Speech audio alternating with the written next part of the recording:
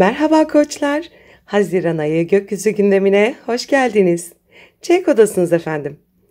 Haziran ayına koç burçları için oldukça dinamik, motive edici ama aynı zamanda dikkat gerektiren bir enerjiyle giriyoruz. Gökyüzündeki etkiler koç burcunun bireysel motivasyonunu, iletişimini, sosyal çevresini, yaratıcılığını ve görünümünü doğrudan etkiliyor. Şimdi bu enerjileri tek tek detaylıca ele alalım. Güneş ve Merkür İkizler Burcu'nda kavuşum halinde. Bu kavuşum Koç burçları için zihinsel aktivitenin arttığı, iletişimin, öğrenmenin, yazmanın, seyahat etmenin ön plana çıktığı bir dönemi gösteriyor.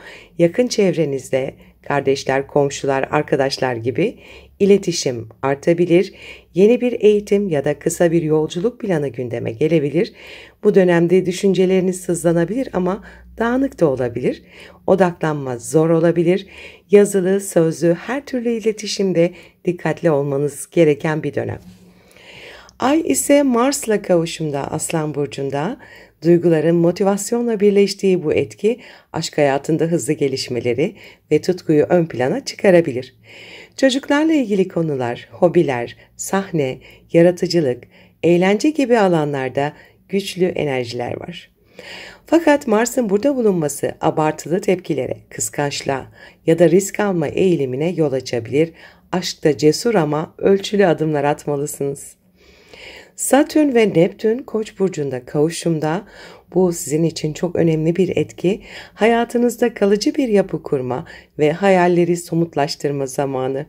Satürn disiplin ve sorumluluk isterken Neptün size idealize etmeye ve rüya gibi hedefler koymaya itebilir. Bu kavuşum sizin kişisel imajınızı, fiziksel sağlığınızı ve yaşam yönünüzü etkileyecektir. Kendinizi yapılandırırken bir yandan da ruhsal temizlik yapma zamanındasınız. Gerçekçi ama sezgisel olun. Venüs ise Koç burcunda. Venüs'ün Koç burcundaki transiti ise cazibe, estetik, sevgi ve ilişkilerde olumlu etkiler getirecek. Dış görünüşünüzde değişiklik yapabilir. Flört etmek, yeni ilişkilere başlamak için oldukça uygun bir dönem. Ancak Koç burcunda Venüs biraz bencil olabilir. Karşı tarafı da gözetmeniz gerekir.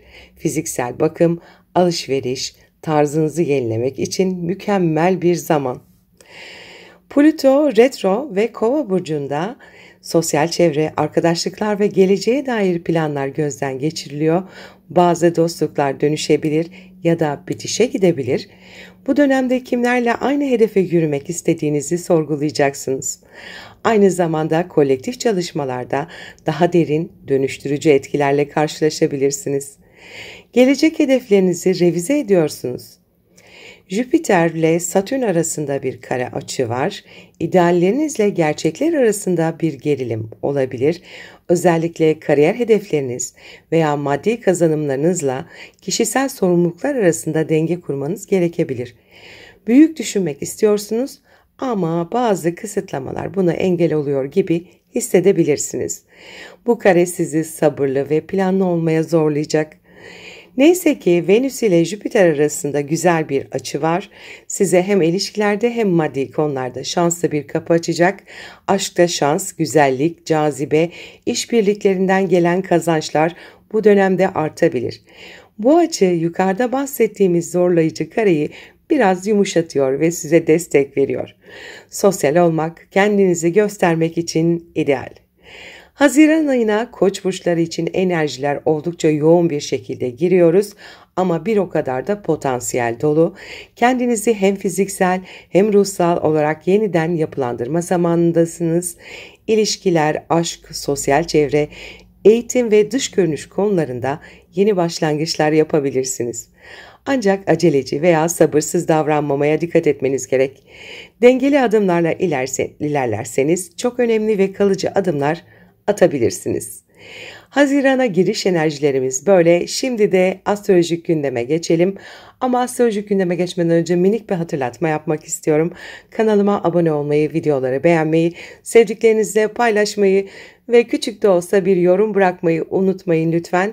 Desteğiniz için şimdiden teşekkür ederim. 3 Haziran'da Güneş ile Ay arasında bir kare açı oluşuyor. Bu kare açı zihinsel yoğunluk ile günlük yaşamın düzeni arasında bir çatışma getirebilir. Koç burçları için iş ortamı, sağlık, sorumluluklar ve iletişim şekilleriyle ilgili stresli bir dönem olabilir. Kardeşler, komşular veya yakın çevreyle yaşanabilecek yanlış anlaşılmalara dikkat edin. Aynı zamanda çok fazla şeyle ilgilenmek enerjinizi dağıtabilir. Önceliklerinizi iyi belirlemeniz gereken bir gün. 4 Haziran'da Neptün durağan pozisyonda ve retroya hazırlanıyor. Neptün'ün durağanlaşması, içsel karmaşaların, yön bulma sıkıntılarının artmasına neden olabilir. Koç burçları için bu kimlik arayışı, dışarıya yansıttıkları imaj ve kişisel hedeflerde bir belirsizlik yaratabilir. Birinci evdeki Neptün, bazen kendinizi net ifade edememeye ya da çevrenizin sizi yanlış anlamasına neden olabilir. Ruhsal temizlik, meditasyon, içe dönüş bu dönemde çok şifalı da olabilir. 5 Haziran Merkür ay düğümleriyle bir tek kare açı kalıbı oluşturuyor. Bu güçlü tek kare zihinsel yoğunluk, geçmişten gelen iş yükleri veya sağlıkla ilgili konularla başa çıkma gerekliliğini vurguluyor.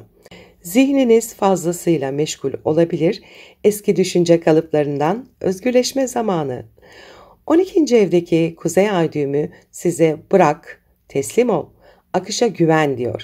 Fakat bunu yapmak Koç doğası için kolay değildir.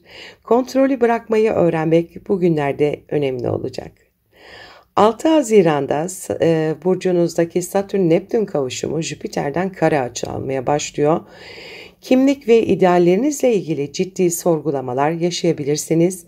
Ben kimim, neye hizmet ediyorum soruları öne çıkabilir. Jüpiter'in bu kavuşuma yaptığı kare, çevrenizle olan iletişiminizin, aldığınız eğitimler ya da zihinsel yoğunluğun sizi kişisel hedeflerinizden saptırabileceğini gösteriyor. Gerçekçi planlar yapma zamanı. Hayal ile gerçek arasındaki sınırı iyi ayırt etmek gerekli olacak. 7 Haziran'da Plüto, Ay ve Venüs arasında bir tek kare açı kalıbı oluyor ve bu oldukça yoğun bir enerji, arkadaş çevresi, topluluklar ya da sosyal projeler üzerinden gelen bir baskı olabilir.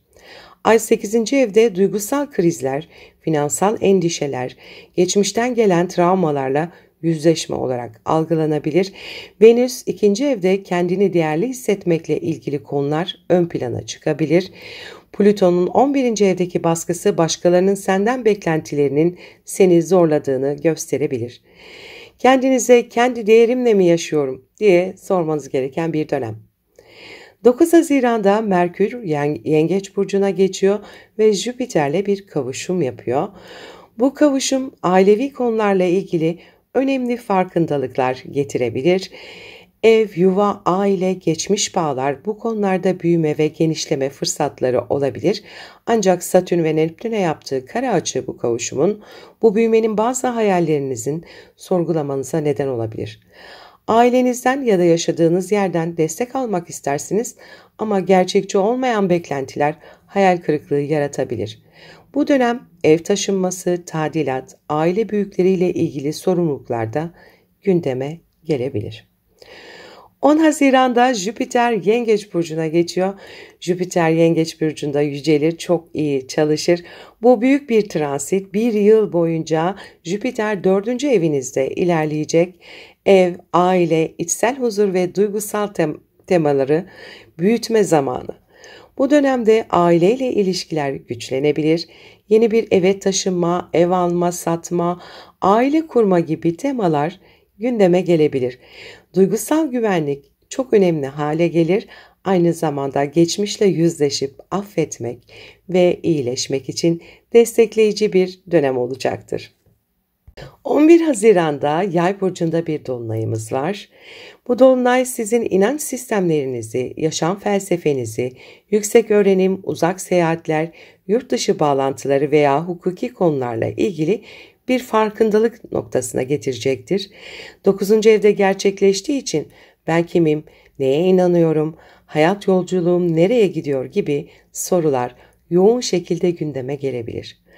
Ay düğümlerine yaptığı kare, kadersel sapmalar veya kadersel seçimlerle ilgili dönüm noktalarına işaret ediyor. Eğitim ve seyahat planları gündeme gelebilir.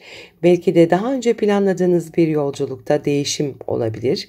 Hukuki bir mesele varsa bu dolunayla birlikte karar ve netlik gelebilir.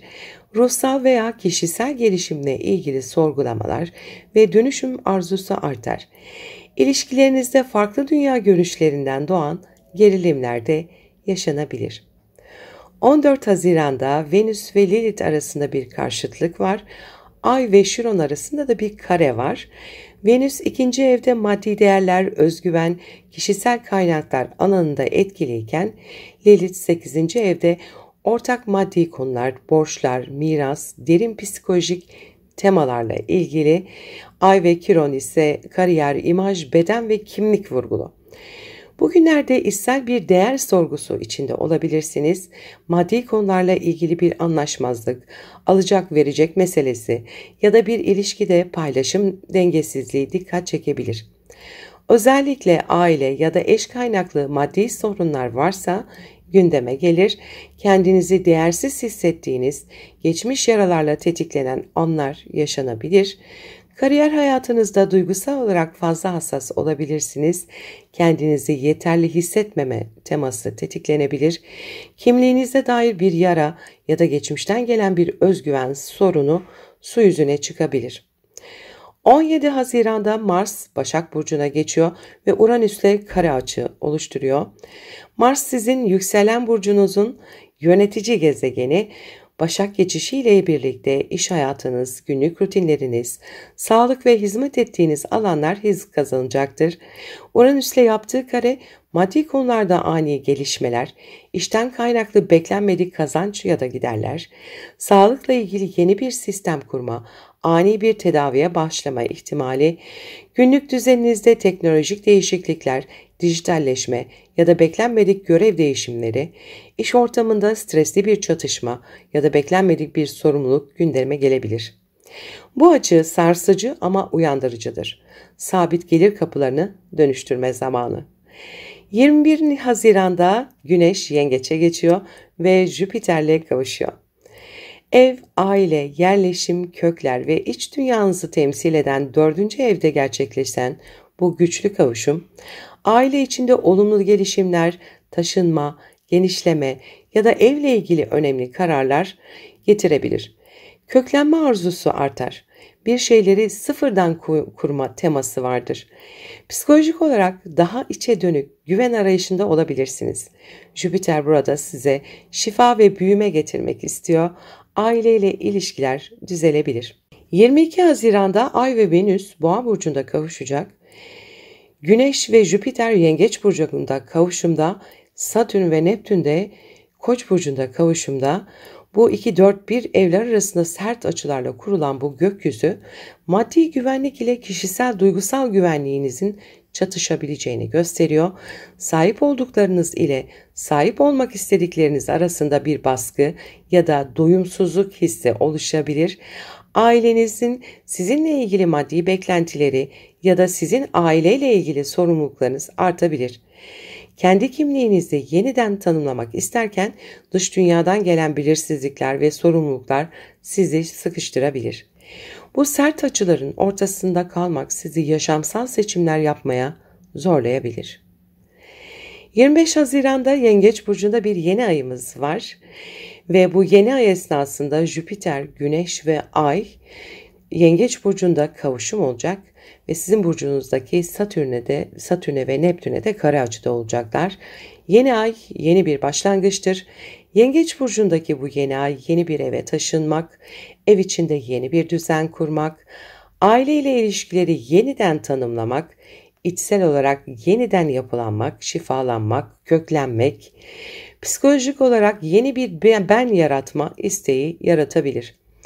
Ancak Satürn ve Neptün'ün 1. evden yaptığı kare bu başlangıçlar biraz zorlukla, belirsizlikle, sorumlulukla veya karmaşayla geliyor olabilir. Yani bir yandan büyümek, yeni bir temel kurmak isterken diğer yandan kim olduğunu yeniden tanımlama sürecinde olabilirsiniz. 27 Haziran'da Merkür Aslan Burcu'na geçiyor ve Ay'la kavuşum Plüto'yla da karşıtlık yapacak. Merkür'ün ve Ay'ın burada olması aşk hayatınızda duygusal iletişimi arttırır, duygular dile gelir. Çocuklarla ilgili kararlar, haberler, iletişimler yaşanabilir. Çocuk sahibi olma projeleri öne çıkabilir. Yaratıcı projelerde fikir patlaması yaşayabilirsiniz. Ancak Plüto karşıtlığı duyguların ve planların çevresel baskılarla karşı karşıya kalabileceğini gösteriyor. Sosyal çevreniz sizin yaratıcı olabilmenizi, aşkı yaşamanızı ya da eğlenmenizi zorlaştırdığı hissine kapılabilirsiniz. Haziran, ev aile temalarıyla ön plana çıkacak. Yer değişikliği, yuva kurma, aileyle ilgili kararlar gündemde olabilir. Maddi konular baskılı ama yenilenmeye açık. Haziran ayı boyunca harcamalar ve gelir dengesine dikkat edin. Kimlik ve beden algısı yeniden yapılandırılacak. Satürn ve Neptün birinci evde hem disiplin hem de kafa karışıklığı yaratabilir. Aşk, yaratıcılık ve sosyal çevre arasında denge kurmak zor olabilir. Bazı arkadaşlıklar dönüşebilir. İlişkilerde paylaşım, değer görme ve içsel güvenlik sınanıyor olabilir. Haziran ayı Koç burçları için güçlü bir içsel yenilenme ve kader rotasını yeniden çizme dönemi olacak. Mutlu bir ay geçirmenizi, enerjilerden kolaylıkla, güzellikle, olumlu olarak faydalanmanızı dilerim.